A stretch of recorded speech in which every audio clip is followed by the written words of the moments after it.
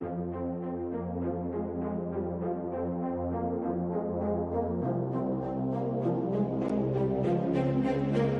college football season is coming back, and we got you covered on every game. We're breaking it down on each snap all season long.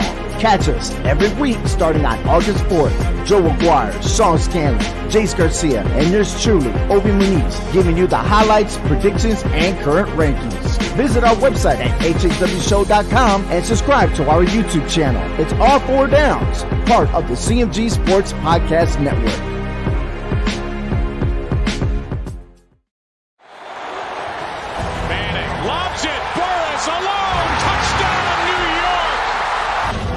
It's off to Leonard, defended by Simmons.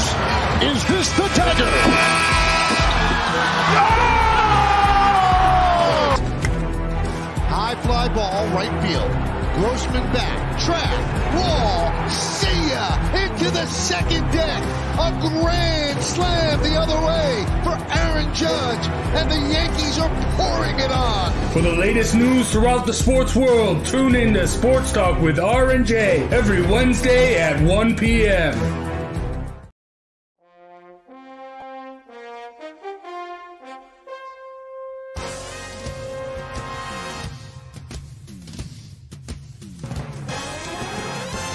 The Giants are running New York like the Times as Danny is dropping all sorts of dimes. Saquon's thighs are ruining defenses' lives and Leonard Williams making opposing QBs feel him. Receivers think it's scary to line up across James Bradbury, and the Giants have a bright future led by Coach Judge, Jury, and Executioner. Tune in to Drawing About the G-Men every Wednesday at 6, live on Facebook, YouTube, and Twitch. Hello, ladies and gentlemen. Welcome to Drawing About the G-Men. It's Big Jace, Joe Aguirre, King Zane, Sean Scanlon, as always. And boy, some New York teams struggled, but not the Giants, baby. Giants got it done, got their first win on the road in New Orleans. It was great. I mean, close game in overtime. Able to pull it off. I mean, Joe, you've been talking all year. This team doesn't know how to win games, and they went out and they won that game, and they look pretty damn good doing it. Mm-hmm. Are you questioning me? You know, I cried when the game ended. I literally cried. I don't think I've cried at the end of a Giants game since they won the Super Bowl in 1986. Did you cry last night? And I was 12. No, listen, I'm not here to talk about. I'm not here to explain the Yankees. I've been doing it all day, and I refuse to do it anymore. All right? It is what it is. Let's get on to this, because this was huge. I tried to figure out why I was crying, and I'll tell you what it really was for me was the fact that this team had major contributions in all three aspects. Special teams came up big late. The board returned. The defense had a big late stop. And obviously the offense really put it all together. We've all been pretty high on Daniel Jones except for Zay. And we believed in this guy. And this was the kind of performance we've all been waiting for. It wasn't as good as your boy Zach Wilson. But, you know, we've been waiting for Daniel Jones to put it all together. And I got to tell you, some of the plays they ran were downright stupid. That reverse or the end around the Tony or whatever. I didn't mind the pass play. Here's the thing. Whether you like those plays or not, what you saw was what we've been asking them to do. You opened up the playbook. And they started doing some different things. And they're letting these – you have so much talent on offense. Get them the ball. 4 receivers with 70-plus yards. That hadn't happened in, 20 years? That's insane. Got so much talent. I mean, this week we're going to be talking about who's going to be on the roster. Here's what I didn't like. The Giants lost the time of possession battle to New Orleans by 10 minutes, and consider 5:06 of their 27 minutes was the overtime where New Orleans didn't see the ball. So that's pretty substantial. You gotta be able to get off the field. The defense is still struggling. New Orleans was 8 for 15 on third downs. The Giants offense was just 4 for 11. So There's some areas of concern still, but the offensive line played well. Jones was great. Barkley was great. All the receivers, Tony, Golladay, everybody. I mean, this was a fantastic win.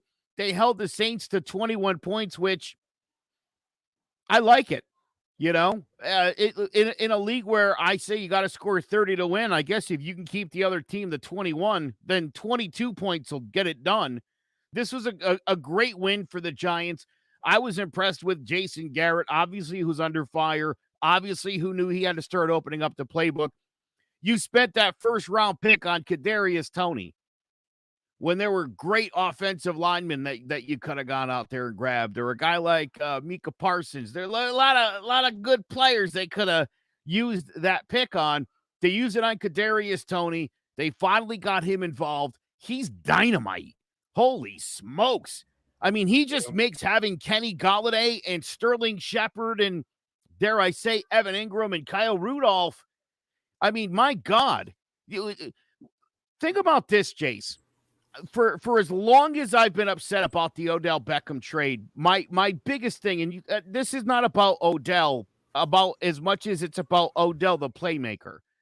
The fact that of the matter is, there's a handful of guys in this league that when they touch the ball, they could take it to the house from anywhere on the field. Saquon's one of those guys. Odell Beckham was one of those guys, and I thought not a lot of teams have two of that guy. And the Giants didn't do anything with it. Now you got a guy like Kadarius Toney, and I'm not quite putting him in that category yet, but he looks like he could be that kind of guy. The Giants are not going winless between now and Thanksgiving, by the way. I'll clear that up. I know the schedule ahead is bad. It's rough. They're going to win a couple of games over the next 5 weeks. I guarantee it. Yeah, I love that because I do think I think from this game you can see, and even the past week, the Giants play to their opponents. And they finished this game. And they finished this game, and it being down like they were, you got to tip your cap to that. I mean, the way this team's been playing the last 4 years, this was an easy game to roll over and die in. I knew they were going to win this game. I wasn't quite sure how. I sat there on the edge of my chair like, this is going to happen. I know it is. And then it started to happen, and I'm telling you, this was one of the most emotional games I've ever been a part of in Giants history. Yeah, I mean, it was great. I will say Kadarius Toney looked really, really good, but he also had some rough drops. That also, he just has to be in more. I expect once he gets going, once he gets more touches, that'll get all suited up. Because he is one of those guys that can take a slant for 50 yards for a touchdown. Easy. So I'm excited for that. But the real thing, if you listen, this is the problem. I love Riley a lot, but my God, you didn't see the pass he dropped in the John Ross's hands? Yes, that was beautiful. Holy smokes! Who's making that throw? There's about 4 guys in the leagues making that throw. You need to watch the game before you're going to run your mouth. I got to tell you that. I didn't say the Giants are going 14-3. This is a good Giants team. This isn't the 32nd team in the NFL. I could have told you that before the Saints game. Yeah. I mean, Daniel Jones. This was a big step in a hostile place against a really good defense and a really good team. This is a huge win for the Giants. This is the kind of win where all those 1-point losses, with it 5 weeks in a row where they lost by a point or two last year. Yeah. And I kept saying, flip those all the wins. You're 10-6. Yeah. And I think they're going to start flipping some of these close games, and they're going to start winning more than they lose. Yes. And I'm done with the Daniel Jones slander. He's been good. Okay. Yes. A win is great. But he's been doing this the past couple games. Everyone else just hasn't been up with him. Actually watch the game. Wait, don't time just out. look My at the bad. box score. Apparently, quarters are better than dimes, where Riley comes from. I misunderstood, my friend. My bad. Either way, I mean, dude, listen, again, I'm not saying this team's going to win the division, but this is this was a team that I felt was good in all areas of football, but they're just not finishing games. They set themselves up for failure. The playbook was too conservative. They still got to get they still have to figure out how to get off the field on third down, that defense. They're really struggling, and you're still not converting enough third downs right now to be a contender, but all steps in the right direction. I know you had them winning when a lot of people didn't. Let Sean go first. I want to let the people that had them losing go first and let them get their take. And then the Jet fan who had them winning, I'll go and take my take after that.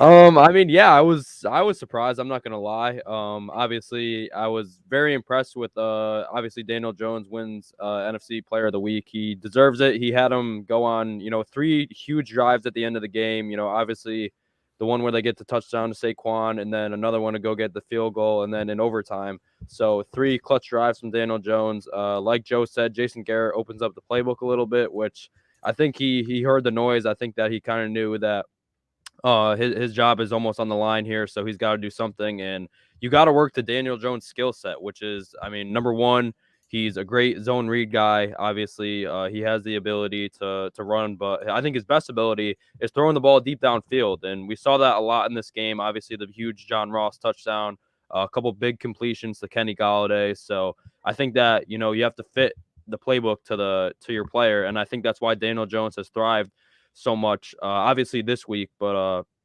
the rest of the season too. I think that when he's given the ability to do that stuff, he shows that he could be a top tier quarterback in this league. And the offense was just great. I mean, Kenny Galladay's first really coming out party. Kadarius Toney, I mean, it was nice to see him actually get utilized this week. I think obviously we picked him for the number 20 pick, and I think there's a reason for that. He showed it this week. He's absolutely dynamic with the ball in his hands. So hopefully we get to see more of that going forward, even when Shepard and Slayton come back. And Saquon is fully back, baby. I was pumped to see him. I mean, getting him involved in the passing game, which is something the Giants have not done a lot during his career, I think is huge, especially splitting him out wide. We saw that he could be a problem out there, and obviously he has that huge touchdown. So kudos to Jason Garrett for, having a good game plan. And the offensive line, I don't think that could be understated enough. Didn't give up a sack all game. The first 2 weeks, I was saying it's going to be another long year with this offensive line. And then you get an injury to your captain and Nick Gates, and I thought it was going to go all downhill. But luckily, they've turned it around. They've been good in pass protection. The run blocking has been much better the last couple of weeks. Saquon actually has some holes to hit. And once he has that, I mean, you see that he's a dynamic playmaker. That's why he was the number 2 overall pick. But and then Andrew Thomas has been an absolute stud. I think he's going to be our left tackle for hopefully another 10 to 15 years.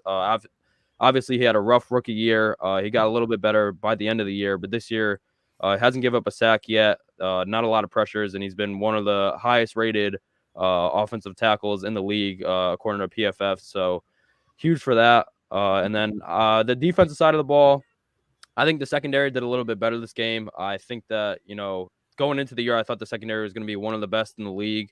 Obviously, they gave up a couple of big plays, especially in the second half, but Bradbury comes up with a huge interception. Xavier McKinney had a pretty good game, so did Logan Ryan. But defense was pretty good. Dexter Lawrence, after having a terrible season, stepped up today. The only thing is the pass rush. We obviously need help there, but overall, just a huge win. Shout out to you, Zay, for picking this one. I definitely didn't see it coming, but huge win for the Giants. Hopefully they can keep the momentum rolling off this one. And obviously they have a tough schedule coming up, but if they keep playing like this and they get Shepard and Slayton back, if the defense could step up a little bit with the pass rush and against the run, I think that they definitely, like Joe said, they definitely have a chance to win some of these games coming up. So they could be 3-1 right now, but shoulda, woulda, coulda. You got to finish out those games. So hopefully this is just the start of them finishing out games and actually getting back into the win column and having a chance in the NFC East this year. I appreciate that, Sean, Mr. Humble. Unlike some people who act like they knew it from the start, I appreciate that, Sean, Mr. Humble. Whoa. Is that a shot at me? Because last week you was at a funeral. You two were at a funeral last week. You guys were writing off the Giants. It was over. High draft pick. 2 possible top 10 picks. I believe I heard you say something like that. I believe something like that along those lines. I said they would lose. And Late is what I said. A close game. I think I said they lose 24-22.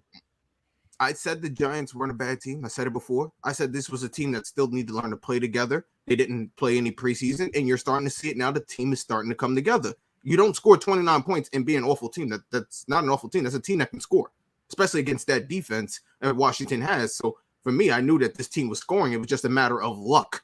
And luck finally changed for the Giants on that coin toss when we finally had to realize that the offense was going on the field and the defense wasn't going to be there at the end of the game for the first time in a long time. And we've seen how that's ended ugly every time it's ended. The other team drives down the field. They either hit a kick a field goal or score a touchdown, no matter how we see it. Taysom Hill probably would have ran in another touchdown because the defense just couldn't tackle for crap. I don't know what's going on in practice, but they don't know how to tackle anymore. But like I said, it's a thing of luck. I think the Giants' luck flipped on that coin toss. That's why we were able to win. But I do think the Giants have bigger issues like Joe Judge. I do believe Joe Judge, while he's a good coach, I don't believe he's a head coach. I don't think he has a feel for the game. The Giants go down, probably one of their best drives at first half, and instead of going for it on 4th and inches, he kicks a field goal, and they miss the field goal. Could have possibly lost so much momentum in the game. And I thought in that position right there, you probably should have went for it on 4th and inches in your own territory. I think you should have went for it. I don't think he has a feel for the game. I just think it's something that he still has to learn. I don't think he's ready to be a head coach yet, and we start to see that in a lot of the issues he has with bad challenges or terrible timeout management, whatever it is. We see that all the time. I think the Giants have an issue there. They also need to fix that defense. I think Jalen Smith is out there now. The Cowboys released him. I think you go grab him. You put him in there at linebacker, and I think he helps solidifies the spot for at least a year until Blake Martinez comes back. And then, hey, you get the Cowboys playbook on top of that. So, it's a win-win situation. And I think the Giants offensively, I think you can part ways now with Sterling Shepard. I'd hate to say it, but I think if you could package Sterling Shepard, Evan Ingram, and a pick, I think you can part ways with them. I think too many chefs in the pot ruin it. I think once you get Darius Slayton back, you have Tony, you have Golladay. That's enough weapons. That's enough for the ball to go around. Sterling Shepard has showed us over and over again he cannot stay healthy, whether it's concussion related, whether it's hamstring related. He's just not there when we need him. I think he's someone at this point that's very expendable. I think the Giants have a ton of depth at wide receiver. You have players like CJ Board, who's also showing that he can play. So I think he's very expendable. I think he's worth something, and I think the Giants could probably maybe go get an edge rusher, maybe go out there and get maybe an offensive lineman for those two players in Evan Ingram and Sterling Shepard. But if that's just me, I don't know how you guys see it, but I think Joe and Sean basically covered everything else on the Giants, so I didn't want to go much into the game. Is there a pass rusher in Jacksonville at all? Because they seem to just be handing stuff out. Josh Allen. Yeah, maybe the other give him a call. Hey, you guys want a good tight end? Yeah. Hey, look, they were willing to give Tebow a try. Evan Ingram's a step up. Listen, I cannot agree more with everything you said. Yeah, I agree with Evan Ingram, but I wouldn't give up on Sterling Shepard. Oh no, listen, Shepard, his safety blanket right now. He still feels really good about that. I think he's got to develop a relationship with Golladay a little bit more. You really saw it this week. I think the throw to Rudolph was fantastic. Again, you want to get a rhythm down with that guy, and then maybe Evan Ingram becomes expendable. But I think right now you have all of these weapons. This week, hopefully, they should all be healthy for the first time ever. And let's see what happens. I laughed because Sanders said Dallas is going to win the games they need to this year. I guess they're going to be, like Jay says, extra prepared and try extra hard. I don't even know what that means. Dallas has got off to a good start. Giants got off to a bad start. And here we are. I don't know that Dallas is better than the Bucs, the Rams, the Cards. They're still middle tier. So calm yourself down. Calm yourself down. You guys you're not coming off a great season either. Don't forget that. No. So, yeah, slow your roll. Dak looks great. That Pollard kid, something else. I'm sure everybody's been trying to swoop him up in fantasy. Yeah, but before we move on, we'll get to the Cowboys. A big thing in this game, I guess it's more so on the Saints play calling that really I thought was, or maybe it was more so the Giants, but being able to take Alvin Kamara out of the pass game I think was the biggest key as far as defense goes for the Giants. Because, I mean, the Giants defense struggled, but really with Kamara, when you can get him going in the pass game, that's when he really starts turning it on. He had a great time on the ground, but he's a big threat like that. And same with the Giants with Saquon Barkley. They started getting him the ball outside of the backfield rather than just handing it off. I mean, he burned Lattimore. That was great for that touchdown at the end of regulation. So I'm very excited. It was great. But now let's talk about it. They just released Jalen Smith. Now the Giants are coming to town. 3-1, Dallas Cowboys. Joe, are you still not sold on the Cowboys? No, listen, I'm not saying that the Cowboys aren't good. They're 3-1, and they've done a really good job. No, but last week you said this was going to be the first one for the Giants. That's what I'm saying. Yeah. I'm not. Oh no, I think the Giants are going to beat the Cowboys. Is that what you're asking me? I do. Yes, they love playing in Dallas. They play better in Dallas than they do in New Jersey. So I like my chances there. I like this. Listen, I just to get on Joe Judge for a hot second and how it relates to this game. This guy was trying desperately to get his first win of the season, and he coached like it for those first 3 games. Super conservative, not taking chances, and making so many mistakes, so many turnovers. That it was each game they made it so difficult for themselves, and they came up on the short end. This time, still a little conservative, but again, opening up the playbook. Not doing anything too crazy. But I think now that he's got a win under his belt and he knows that 0-17's not coming, I think they'll be. Because listen, you could lose to New Orleans and go 0-4, being super conservative and taking 0 chances as usual. Or you go out there, you take chances, Jones throws a couple of turnovers, and you go 0-4 anyway. You know what I mean? What's a better way to lose? To play not to play to not lose, but not to win?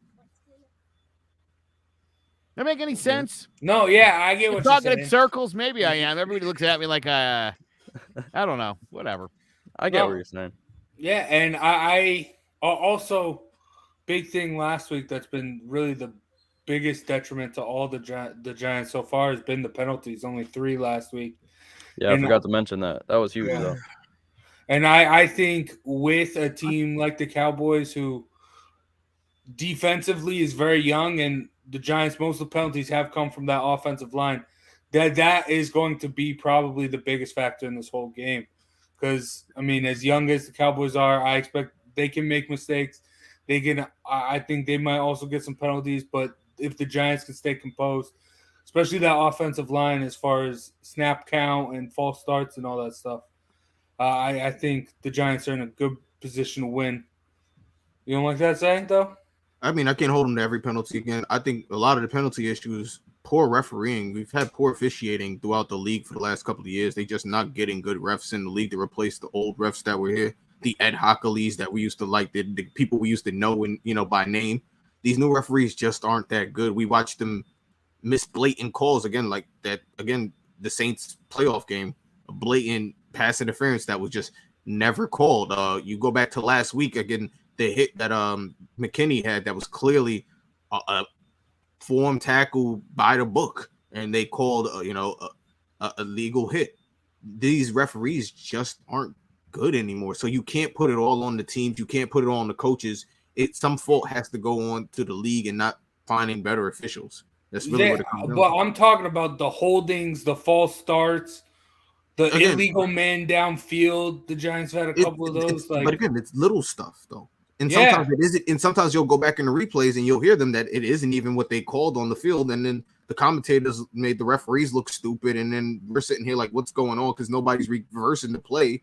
So I think it comes down on both sides. You can't just put that all on the Giants. It comes down to bad officiating on both ends. Yes, the Giants are responsible for the majority of those penalties, but it also comes down to bad officiating also. Can't put it all on the Giants. I'm stun locked. I mean, We've seen A numerous false examples of start's it. a false start. A hold when you're grabbing someone like this and they're running past you. Yeah, but That's again, we've evidence. seen. I've That's seen what holding most calls that of them weren't. are. I've seen holding calls that weren't holding calls that get called in the league just because it looked like it. There was a horse collar, I believe, Monday night that was called that was nowhere near a horse collar. It just looked like he got the horse collar. The play was run to the sideline. He got his hand up in there. He pulled him from the front. They called a horse collar. They called a face mask. Nowhere near the face mask. They called a face mask. It's just poor officiating. I understand there's some of it, yes, it comes down to Giants and poor technique and just bad discipline. But some of it comes down to officiating just being terrible. And again, we'll probably see it again next week in a big game. Terrible officiating, and a game will come down to a major call. That's just what it's come down to lately. I'm not putting it on the Giants. I can't. I'm sorry. I don't know about that. I can't. Yeah, I don't know. If the officiating was perfect in the league, then I'd be like, hey, yeah, it's the Giants. But you see, but how many of those actual calls are there? There's like you saw a holding call. How many of those holding on the Daniel Jones run play? You saw a holding call on what's Slayton? There was no holding there. There was no holding. Slayton barely touched him, but they called a holding. They took back the run. It was a touchdown. Wait, are you talking about the board one or? Yeah, it was board against Washington. With board. I'm sorry. Okay, so board. There was no holding there, but they called it. Yes, there was. All right. There was no holding. This is. It was not a holding. Not even close to a holding. I'll send you the clip. It wasn't even close to a holding. All right, let's get back to this game. Giants at Cowboys. Sean, how's this going to play out? I think the Giants will stay in there for the most part, but the Cowboys, I think they're a really good team right now, especially that offense, and their defense is obviously they give up a lot of yards and stuff like that, but they've been getting takeaways. They're up there in league leading in sacks. They get after the quarterback. Randy Gregory has been huge this year. Micah Parsons coming off the edge has been really good, and then Trayvon Diggs, you better stay away from that side of the field because he's been amazing through the first 4 weeks, having 5 picks in 4 games. So this defense has outperformed what I thought they would be, and the offense obviously is spectacular. It has started to look like the old Zeke the last couple of weeks. He's really been on a tear. Tony Pollard just adds another dynamic to that backfield, and then obviously the great receiving core. And Dak Prescott looks like he wasn't even injured at all last season. He's come right back into form. So I think the Giants will have a good game against them. I think that the offense, as long as they stay with their foot on the gas like they did this week and give Daniel Jones the ability to, go out and make big plays downfield, I think that they will have success against the Cowboys defense. Like I said, you just have to, be worried about Trayvon Diggs because he really has been spectacular this season. And so I imagine that he'll be on Kenny Golladay most of the day.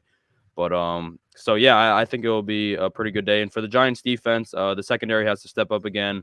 It will be tough to get any pass rush against a good Cowboys offensive line, but you're going to have to generate ways to, maybe if you're not getting sacks all day, you still got to get some quarterback pressures and some quarterback hurries. You got to get Dak Prescott out of the pocket and, try and force some pressure because we really haven't been able to get that this season. Obviously, we don't have a great outside linebacker group in terms of pass rushers. Azeez Ojulari has been, obviously he has the 3 sacks, but other than that, he hasn't really, gotten after the quarterback a lot other than those 3 plays. So I think it will be a good game. Obviously, Giants Cowboys is always usually pretty good, but I don't think the Giants are going to get 2 wins in a row. And just for the record, I've picked every game wrong this season. I picked the Giants to win the first 3 weeks, and I picked them to lose last week. So hopefully the trend continues this week and that they will beat the Cowboys. It's almost a reverse jinx I'm trying to do here. But I honestly, I don't think that they'll beat the Cowboys. But I think it'll be a pretty good game. I think it'll be pretty high scoring,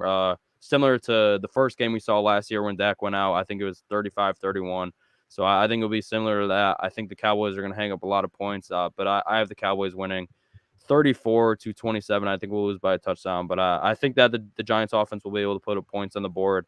I just don't think this defense still has enough to contain the Cowboys offense, but I think it'll be a pretty good game. I got the Giants winning 34-33 in a late edged out victory. All right, I love it. Last second field goal. I'm telling you, absolutely. Last second field goal. All right. Zay, I know you've been preaching all year. It's the NFC East. no need to worry. Now it's an NFC East matchup. Now, And the I've Giants said get it it done on the before. road. I think a lot of the Giants right now comes down to luck. And I said with the coin toss, I think the luck switched because before we were getting perfectly timed offsides and losing games. And now we're winning games in overtime on coin flosses. So I think the Giants actually going to pull this one off, guys. Believe it or not. I think the Giants will win this game. I'm not sure if it's going to be a field goal. I'm not sure if it's going to be a touchdown game. I do believe it's close. I think these two teams are very similar. And the fact that they both could have gotten off the 3-1 starts had things going differently for the Giants. And the fact that the matter is we both know that they have high-powered offenses with a ton of weapons, and they have suspect defenses that tend to show up when they want to show up. So I think we're looking at two teams that are basically playing each other. And I think the Giants, though, right now, will be that team on the upper hand. I think they'll have that high from last week. I think they'll be riding that high, and I think they'll come in and they'll actually win this game handedly. I don't think it will be close like Joe says it, but I'm not going to say it's a touchdown game neither. So I think the Giants win it handedly, maybe even 2 touchdowns probably. I'm going there. I honestly do. Wow.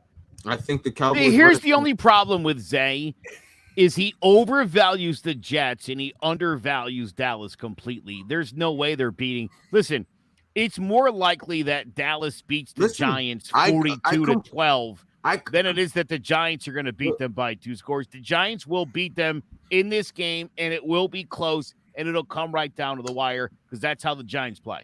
Okay. I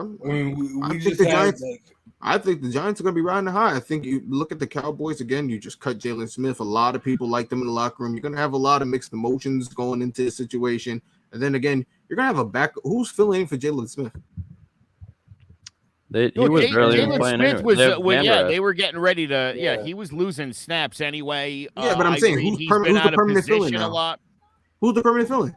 Vander Esch has been the guy there. Yeah, they're comfortable. I mean, they wouldn't be getting rid of him if they weren't comfortable. Same with the Patriots and Gilmore. You're not moving on from a guy if that's a glaring weakness. They could always move Parsons back to inside linebacker, and that's what I'm hoping they do. And that's what I'm hoping they do. And that's what I'm drafted Jabril Cox out of LSU in the 4th round. No, but they talked to Parsons, but I'm hoping they move Parsons back to middle linebacker because that way he's not on the edge rushing Daniel Jones, which I think would then give John. Let me prove my point. Zay, what do you think of Dak Prescott? I think Dak Prescott's a great quarterback. I've said it many times. I think he should have got the money last year. I said it before. I've said it many times on this program. I think Dak Prescott should have got paid. The Cowboys have to pay him. What do you think of Zeke Elliott? I think Zeke Elliott is crap. A hot pile of crap. Who's good every now. I think Tony Pollard. They should have went full-time Tony Pollard. I think he's better. He's more productive right now. I'm sorry. Zay just hates running backs, man. I hate running backs. I don't hate running back. You're talking about a guy who wanted Nick Chubb. I wanted Nick Chubb. I was okay with them passing on Saquon to get Nick Chubb. I would be cool if they took a lineman with the number 2 pick that year and got Nick Chubb. I was okay with that. I wanted Nick Chubb. I didn't. Again, Saquon Barkley, he's looking better, but I'm still not sold. I'm gonna need a couple of games. I'm gonna need him to string together a couple of games. I can't go burned an elite cornerback in Lattimore. That's great. That's one play, but if he never has a good play again the rest of the year, what does that matter? No, he had one good game then. But listen, again, I'm still not sold on Saquon. I'm sorry. All right, I'm more sold on Jones than I am Saquon. Of course. Tough to say.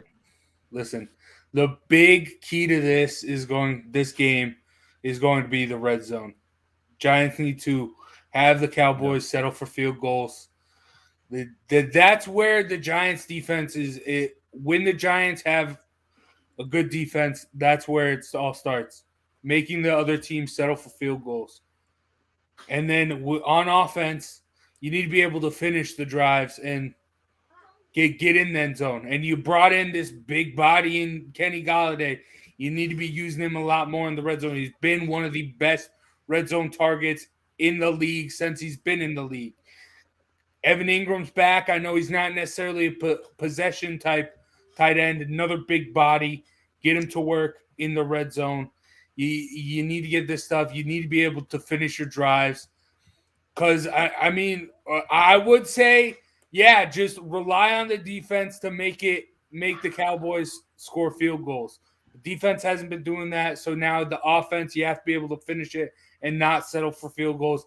And like you were right before, some of that does come on to Joe Judge. You need to be able, in a 4th and inches, you got a stud in Saquon Barkley. You need to be able to go for that rather than kick a field goal.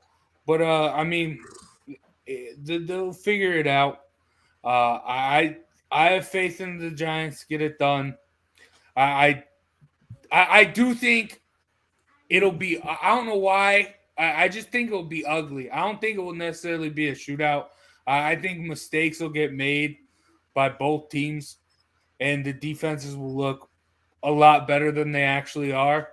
But, I think it's going to be – I mean, regardless, it doesn't matter. It's going to be a close game because that's just the way the Giants play it. Giants always play it close. Like I said, they play to their opponents. So, I mean, the Cowboys are hot, so maybe they'll just play that much better. But we'll see. I'm excited. Well, Jay, to that point about the field goal, the Giants missed that field goal. The Saints don't miss the field goal on the other end. They actually score a touchdown. That could have been the game for us. And that's what I mean about it. He's got to go for that on 4th and inches on the best drive of the first half. You have to go for it on 4th inches. I agree with you. I mean, especially when you have Saquon Barkley. You mean 4th and inches is nothing. Inches is nothing to someone like Saquon Barkley. But I'm excited. I'm back. I know last week I was down. Now I'm back. 100%. Let's go. Giants going to get it done. Whoop some cowgirl butt. Let's go. But, all right, that's going to do it for our Giants talk. Unless anyone else got anything they want to add before we move on? All right. Oh, yeah, by the way, we didn't mention this either. Giants, no sacks allowed. Yeah. I mean, this offensive line went from sorry, Shawnee, did you? Yeah. Well, I think it needs to be repeated. It needs to be highlighted a little bit more. I agree. As bad as we thought this offensive line was 2 weeks ago, I mean, my goodness, the improvements they're making. I got to say to Joe Judge, they're getting that right. Because, I mean, 2 weeks ago, there was talk they were the worst in the league. You just played the 5th best defense in the NFL, 0 sacks, and he really wasn't hurried all that much. Obviously, he had such a great game back there. So, again, I think something really for the Giants to build on. Yeah. And this is their 3rd different offensive line in 4 weeks because obviously Nick Gates, and then last week Ben Bredesen, who stepped in for Nick Gates, he got hurt. He was out with a hand injury, so Matt Skura steps in. So, I mean, a lot of mix and matching, and they've just been able to do their job. Obviously, I mentioned Andrew Thomas has been great, and Nate Solder for the most part. I'm surprised. He had a rough first 2 weeks, definitely, but ever since then, he's held off Matt Parrott, who, I mean, has held in high regards by this Giants staff. So I think Nate Solder, coming off a year where he didn't play, being as old as he is, I think he deserves a lot of props too for holding off Matt Parrott. And after coming off a couple first 2 weeks, I think that, you know, he's really stepped it up. So shout out to all of them. They've been doing a great job. I think right now, this Giants offensive line is one piece away from being an elite offensive line because Andrew Thomas has done great protecting the blind side. You just need that one guy to run behind. That one guy. Let's not get crazy. No, we could be happy. Let's not get elite. He has been this year. The most important but the line on the linemen are the tackles. I don't know about elite. Definitely crazy. They've been looking good. You They're just better. need 2 tackles to succeed. You need one to protect your blind side in the pass block, and you need one to run behind. And that's all they need. They need that one to run behind because Andrew Thomas is getting it done in pass protection. They aren't being able to get a push up front as they should be. So you need that one person you can reliably say, hey, they're going to draft nothing but pass rushers and offensive linemen next April. Yes. I don't want to see anything else come off them. They draft one more cornerback, I swear to God. The answer at tackle could be Isaiah Wilson, too, who they just signed to the practice squad. He was a first-round pick 2 years ago. Obviously, he had some off-the-field issues, and the Titans released him last year. But he was college teammates with Andrew Thomas at Georgia. So if that ends up working out, he's only 22 years old. So he definitely has a lot of potential. If he can stay out of trouble off the field, which I think Joe Judge The one thing that I like about Joe Judge the most about his head coach is maybe, he's not great in on-field situations, but I think building the chemistry and the roster of the team and getting guys out of trouble, I think he does a great job with that. So if he can keep Isaiah Wilson out of trouble, we could have our potential, 2 tackles for the future moving forward, and he could be on our practice squad right now. So I know last week was only his first week of practice, but if they can get him, up and going, I think that he could be another potential player there. And then you have Matt Parrott, who I still haven't given up on. Obviously, they just haven't played him this year. So I think Isaiah Wilson is definitely someone to keep an eye on, though. I'm sure he'll get some playing time at some point this season. Yeah, I'm excited to see when he makes his debut. But let's take a quick break, and then we'll be back talking more from around the league. It's been a pretty wet summer in Connecticut, and that means more mosquitoes than ever. If you didn't have your home service for mosquito control and find you're spending most of your time outside swatting those little pests, you are in luck. Mosquito Shield of Central Connecticut provides the best value in mosquito control services because of how they treat your yard using the Mosquito Shield tailored treatment system. They don't use a fixed schedule or an identical product, one-size-fits-all service program because you can't control mosquitoes on a set number of sprays or visits. Unlike the competition, Mosquito Shield of Central Connecticut will service you for the season, whatever it takes to provide superior results. This promise has awarded them an industry-leading consumer retention rating of 90%. Visit MosquitoShieldCT.com to schedule an appointment with Wade DeCesare and enjoy the rest of your summer mosquito-free. That is Mosquito Shield. Make sure you sign up. When you sign up for their services at Mosquito Shield CT, tell them John about the G-Men sent you. Now, let's talk about around the league. Starting off with who are your top 5 players going into week 5. I know you got to run here in a little bit, Joe. So what you got? Derek Carr, Matthew Stafford, Russell Wilson, Dak Prescott, Derrick Henry.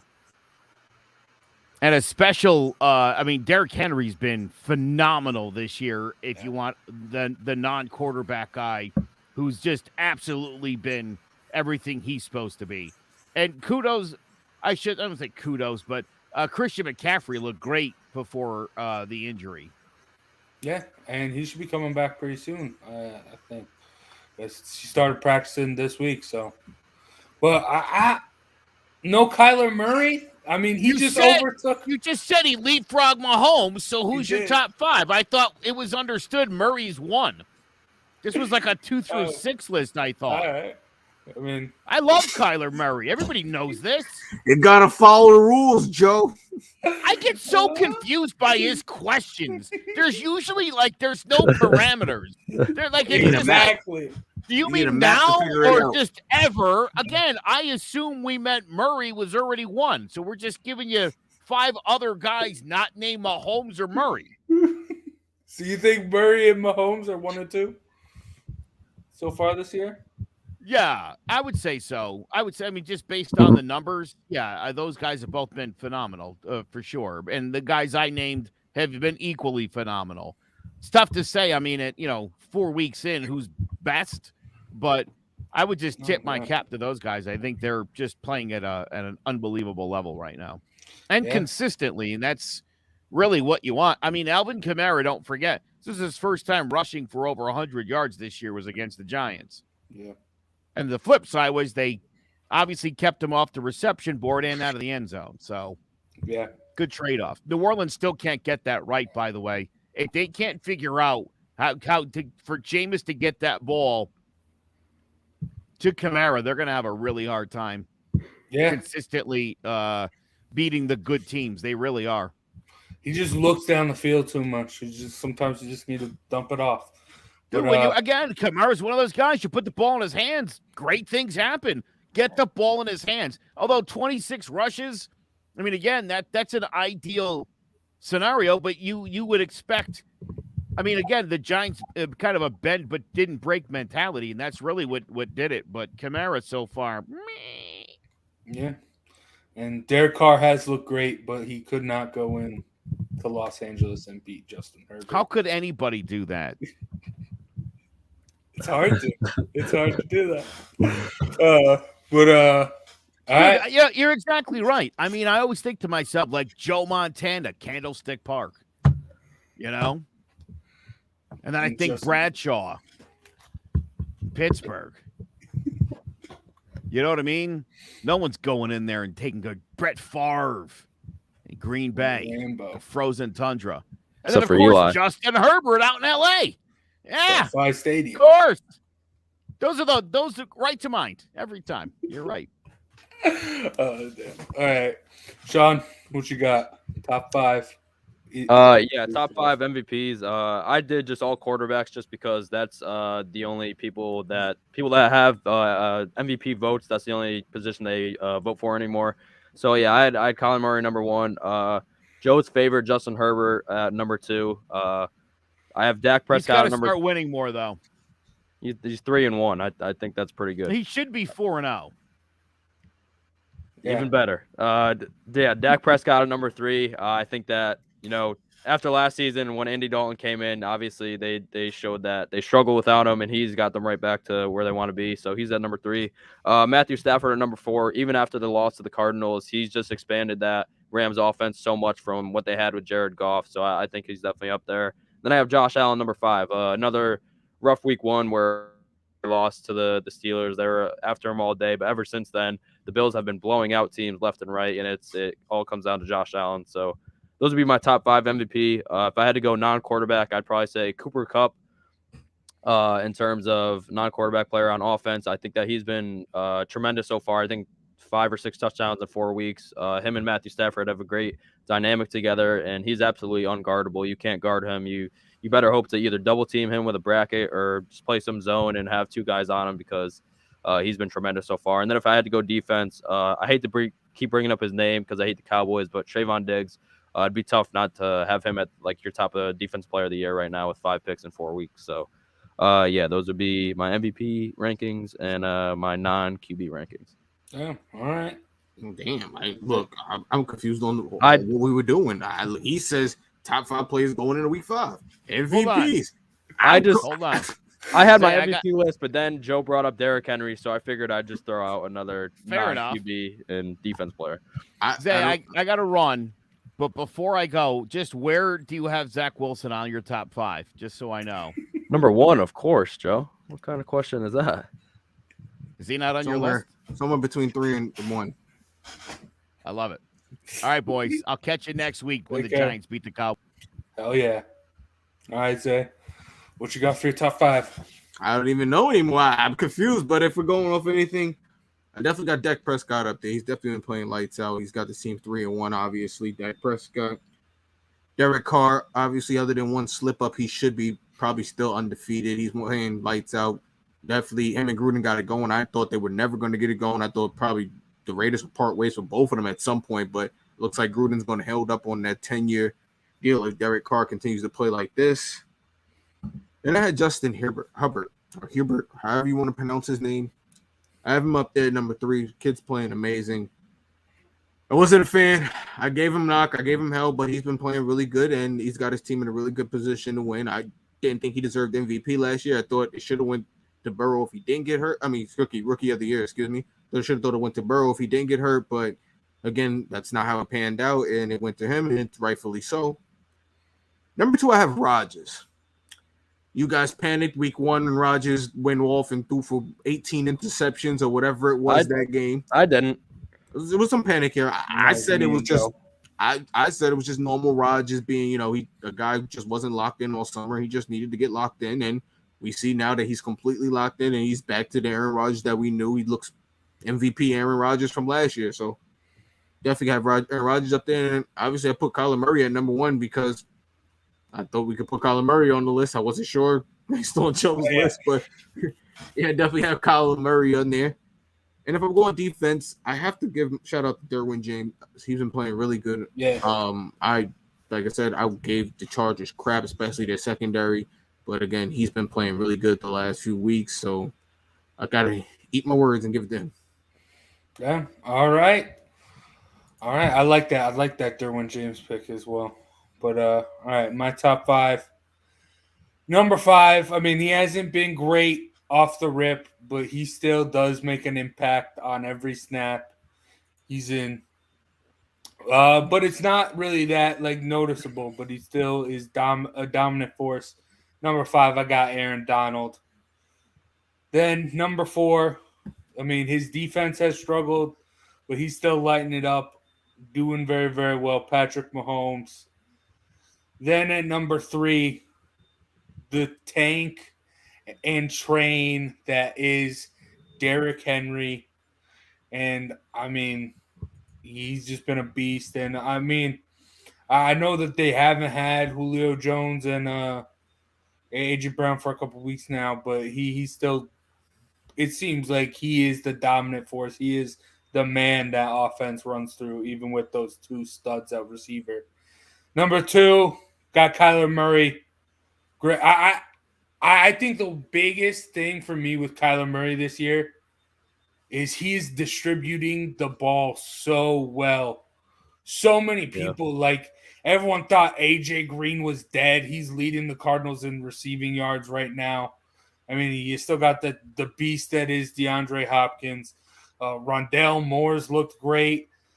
I mean, he's just getting it to everyone and anyone on that offense, and he's looked really good doing it. And number 1, this man just destroys offensive lines and games. Myles Garrett. He's just been a beast. Last year he was in the running. Then he got COVID and kind of teetered off. I didn't know how he would bounce back coming into this season, but he has just looked dominant, leading the league in sacks right now. He's just a beast. So, yeah, that's my top 5 players going into week 5. Stay tuned next week where we're going to do our top 5 teams coming out of week 5. Top 5 after 5. Boom. But we had some breaking news today. I mean, Jalen Smith was cut. I don't know if that was today or yesterday, but yeah, that happened. Then reports came out that Stephon Gilmore was going to get cut, but instead he was traded to the Panthers for a 6th-round pick. So the Patriots got rid of Rob Gronkowski, Tom Brady, and Stephon Gilmore, all for a 4th and a 6th-round pick. Boy, talk about value, right? Sometimes you gotta flush. Sometimes you gotta flush the system. Get rid of the bad juju. That's what I tell about the Giants. Get rid of Sterling Shepard. Last one from the boat trip. Get rid of the bad juju. I'm just saying. Get rid of it. Last one from the boat trip. Get rid of the bad juju. Oh my goodness.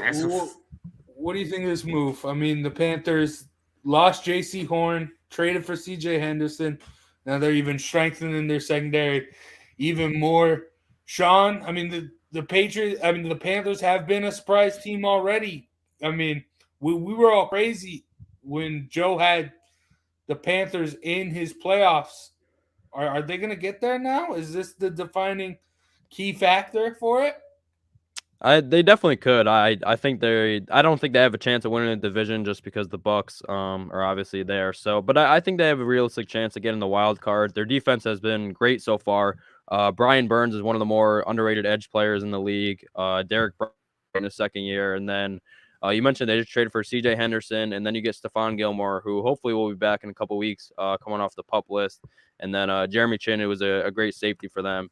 So I think that they do have a realistic chance of doing it, especially only giving up a 6th-round pick for Stephon Gilmore. I'm not sure why Bill Belichick didn't ask for more in that trade. I don't know if he was just trying to get rid of him at all costs.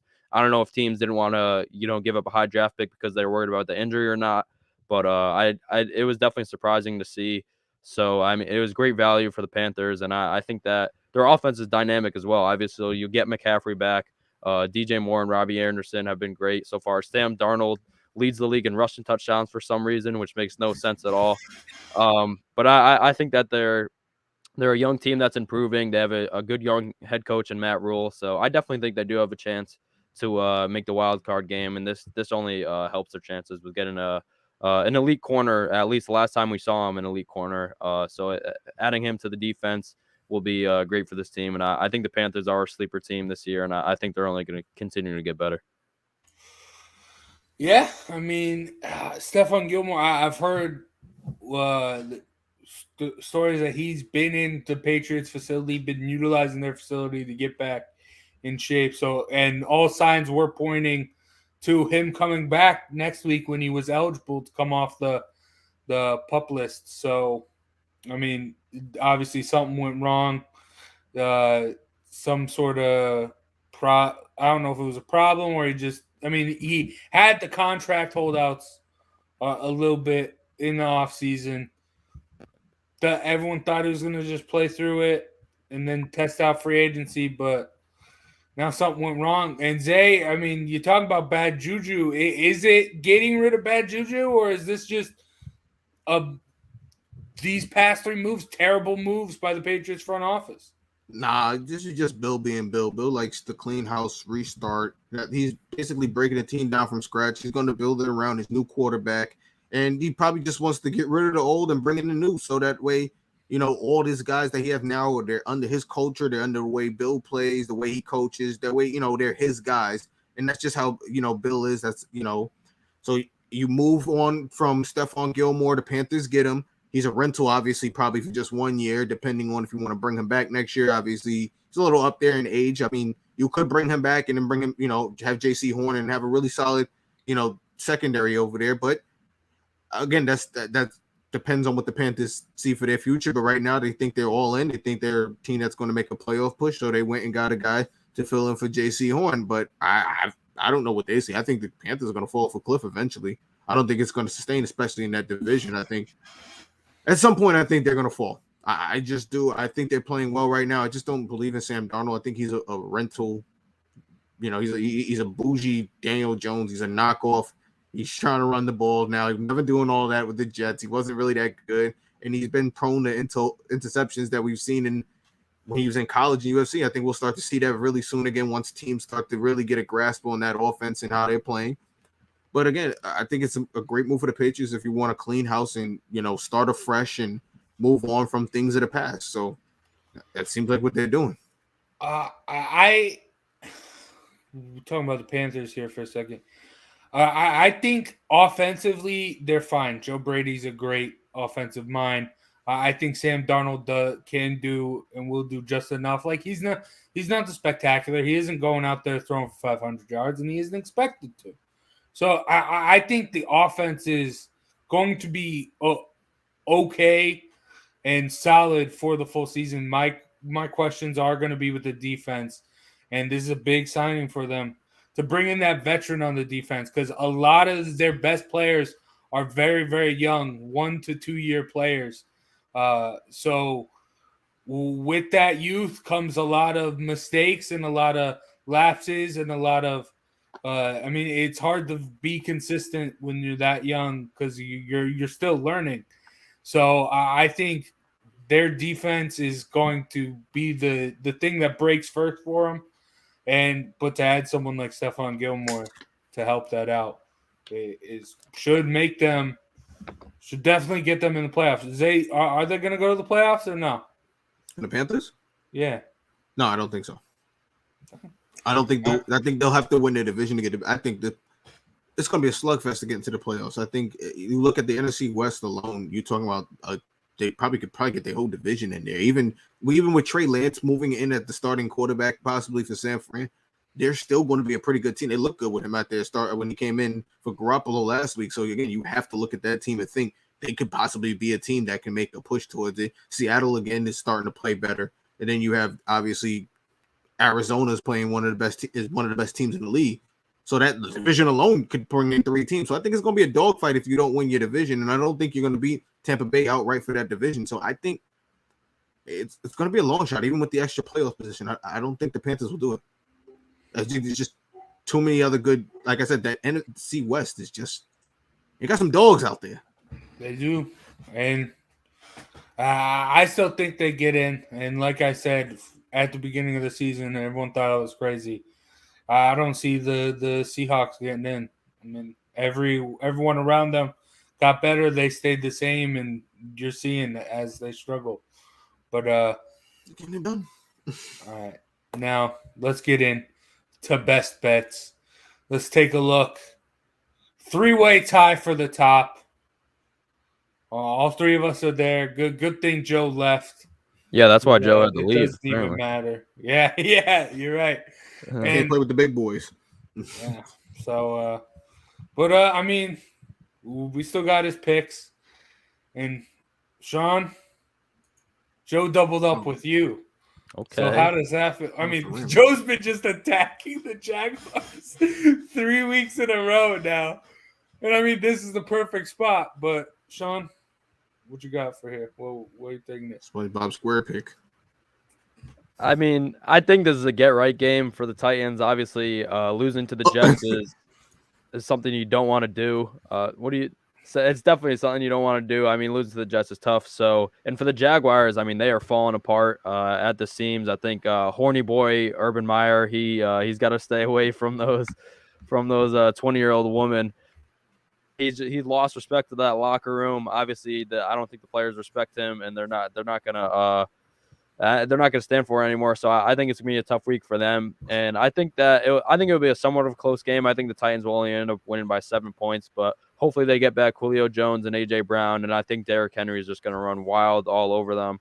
Titans defense might have some struggles with the Jags offense, but I think that they'll score enough points to get it done. So I think it's just Titans, they're obviously frustrated. The Jaguars, they're an absolute mess. So, and it's a divisional game, so I'm sure the Titans are going to want to come out and win this one big, and I think they'll end up winning by a touchdown. So, might be a SpongeBob Square pick, but matter of fact, it's not. You should have changed your pick the minute you knew Joe had the same pick. I did. This is the first time I'm learning it. So Joe made that pick strictly out of desperation. He's 1-3. He had to pick the easiest gimme game he can find on the schedule. I hope he's listening to this, by the way, because that's really what he did. You did it, but you know what's gonna happen? You guys are gonna lose by 1 point. Just because you're playing with the football gods, you're gonna lose by 1 point. if I had known that Joe picked this too before I came on, I definitely would have switched my pick. But it's too late now. So hopefully Joe gets a win on the scoreboard this week. Yeah, but we're fighting for the top. No, I mean, yeah, it's a good pick. I mean, it should happen, but the Jags, I mean, they showed a little life against the Bengals, and I think a big reason for that was the run game. James Robinson was great. Trevor Lawrence, even he was getting it going, running as well. And I think if they can utilize that, eat up some clock, this could be a gross, ugly game, and they could keep it close. They just lost to the Jets. I know. The Titans are going to come out. You're going to turn on this game. You're going to come home around second quarter. You're going to turn on TV. It's going to be 21-zip Jaguars. You're going to be like, I can't believe I made this pick. And it's going to be the Jaguars' first win. They pull off for the season. No, you Titans can't lose to at the the Jets. You can't lose to the Jets and the Jags back-to-back weeks. If they do, then they deserve to be kicked out of the NFL because that is an embarrassment.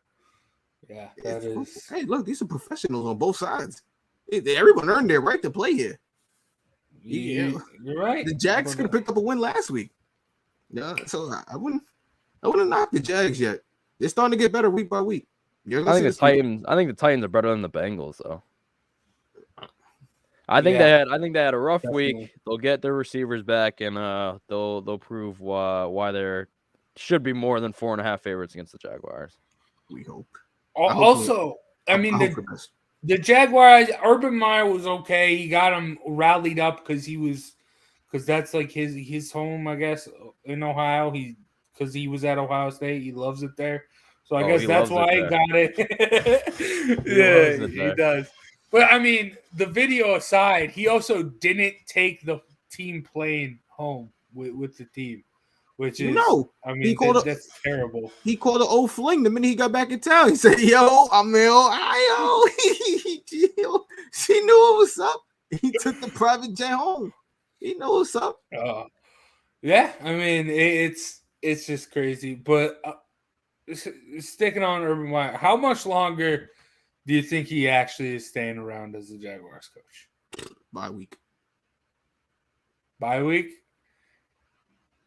Yeah, I think I don't know. I could if they get dumpstered like they should, I could see him leaving this week.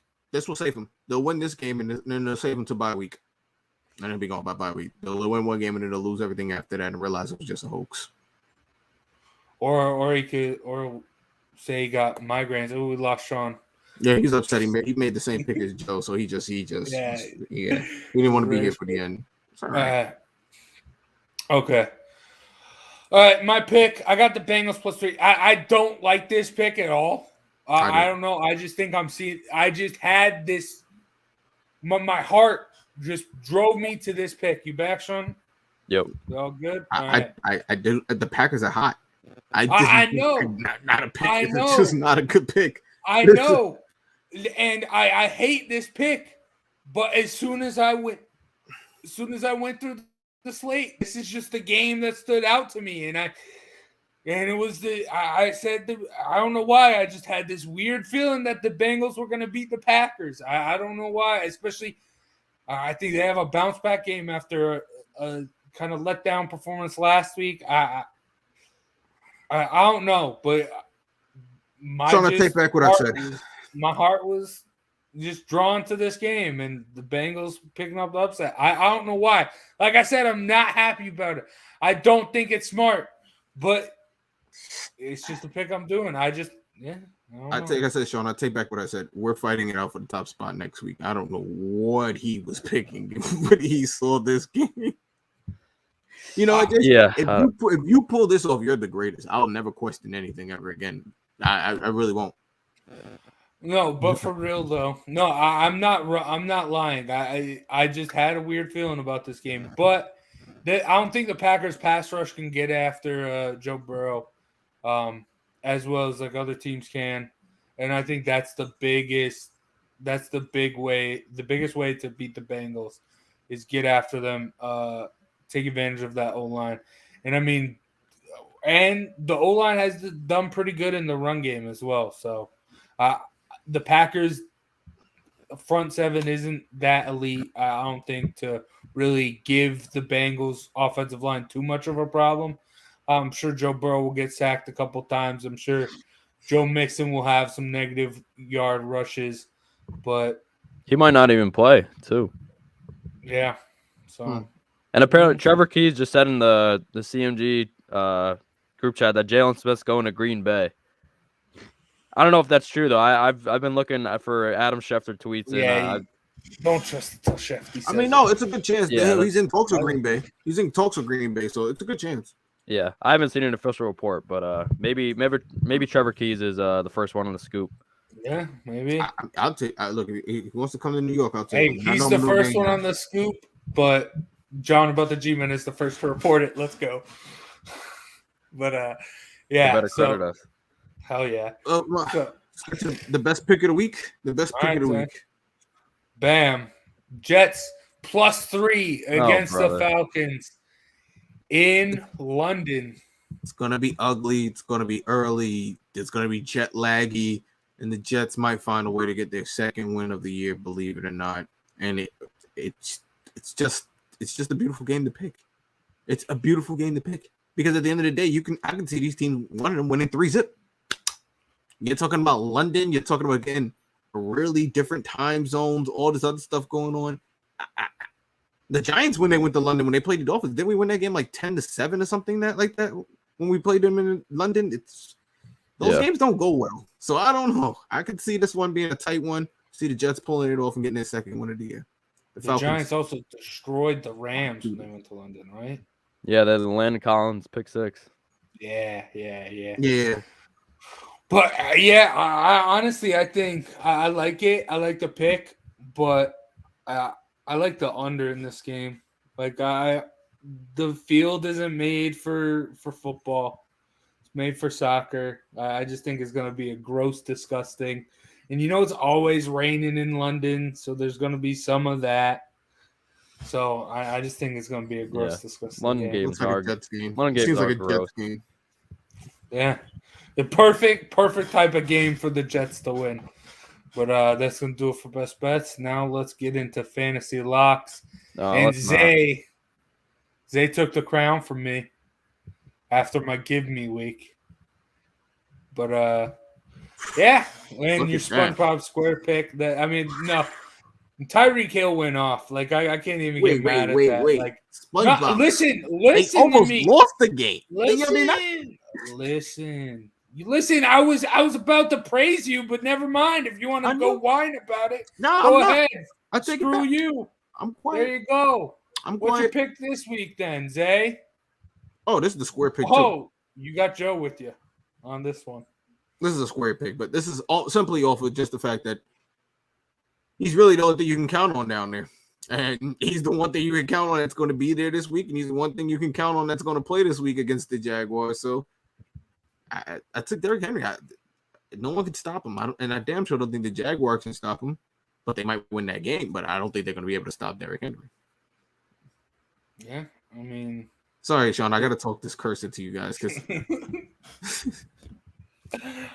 I do think the Jaguars are oddly equipped to be able to stop him with their two best defensive players being Josh Allen and Myles Jack. I think they might be able to, but I don't see it happening. I don't see it happening at all. But staying with running backs, I'm going out to London. Like I said, it's going to be a disgusting, gross game. Possibly some rain. I think it's going to be just run the ball up and down the field.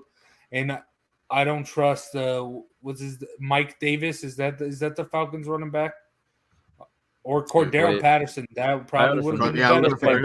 But I'm going to go Michael Carter. He got his first touchdown last week. I think he'll get another one this week and another one on top of that. So, yeah, I got Michael Carter in London against the Falcons.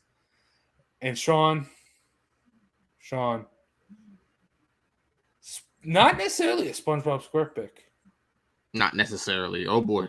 Oh, and this isn't. I'll give this to one. This one's gonna be a tough. You're talking about Pat Mahomes against probably one of the best defenses in the league. So I will knock Sean on this one. But yep, Sean's not here to explain himself. No, yeah, I do think this is it's a tough pick. I mean, Bills tied with the Cowboys in most takeaways. Yeah. Good enough, Sean? Yeah, the winner keeps going. It's probably better that they don't let me do my fantasy lock, though, because I've been absolutely terrible at them this year. Not as bad as Garrett Cole was last night, but I was saving that for Joe, and he's not even here. So, but his internet screwed. Yeah, it's because he chose violence. That's really what happened. He chose violence, and the internet said there will be none of that today. Yeah. Oh, dang. All right, well, that's going to do it for John about the G-Men then. Thank you to Joe and Sean for coming by, not sticking around. Thank you, Zay, for sticking around till the end. Try my best. I'm Big Jace. Make sure you tune in. Make sure you tune in to CMG Sports NFL pregame on Sundays. Oh, Sean's working again. Just closing out here.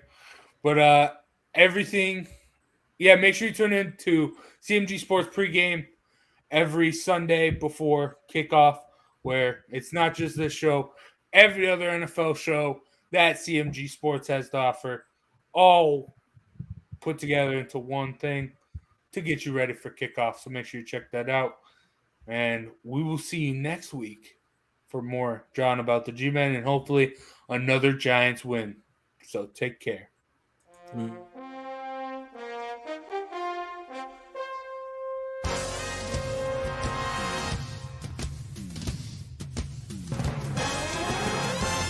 The Giants are running New York like the Times as Danny is dropping all sorts of dimes. Saquon's thighs are ruining defenses' lives and Leonard Williams making opposing QBs feel him. Receivers think it's scary to line up across James Bradbury, and the Giants have a bright future led by Coach Judge, Jury, and Executioner. Tune in to Drawing About the G-Men every Wednesday at 6, live on Facebook, YouTube, and Twitch. Hello, my name is Joe Aguirre. I'm the president of Clovercrest Media Group, and here at CMG we have a wide variety of podcasts, including including sports shows like Keys to the City, The Roll Call, Throwing Jabs, All Four Downs, and Jawing About the G-Men. And great true crime shows like Sticky Week, Crimes and Consequences, Ivy League Murders, and Bird, the unsolved murder of David Eichmann. You can find all these podcasts and so much more by visiting Clovercrest Media.